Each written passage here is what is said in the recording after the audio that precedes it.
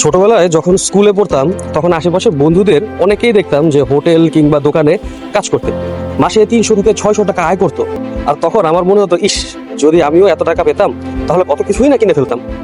তারপর ডিপ্লোমা করার সময় ভাবতাম, যদি একটা 10,000 টাকার চাকরি পেতাম তাহলেই আমি সেটেল, আর কিছু চাই না। সেটাও পেলাম আলহামদুলিল্লাহ, কিন্তু এখন আবার মনে হলো যে না, 15,000 হলে তো একদম পারফেক্ট। তারপর সে অ্যামাউন্ট 20, 25, 30 এরকম আমার এক্সপেকটেশন বাড়লো এবং সবই আলহামদুলিল্লাহ পেলাম। কিন্তু আশ্চর্যের ব্যাপার, মনটা তবুও কখনোই পূর্ণ হলো না। সেই আসল তৃপ্তি, যেটা স্বপ্ন দেখতাম, সেটা আর আসলো না। আসলে সত্যি কথা বলতে, টাকার অ্যামাউন্ট কখনোই আমাদের মনের প্রশান্তি এনে দিতে পারে না। যে প্রশান্তি আমরা খুঁজছি সেটা আছে আমাদের পরিবারে, প্রিয় মানুষদের সাথে, আর সেই বন্ধুদের মাঝে যাদের সাথে আমরা হাসতে হাসতে সময় কাটাই। আমরা সব সময় এই শান্তি পেয়েছি ছোটবেলা থেকেই, শুধু বুঝতে পারিনি।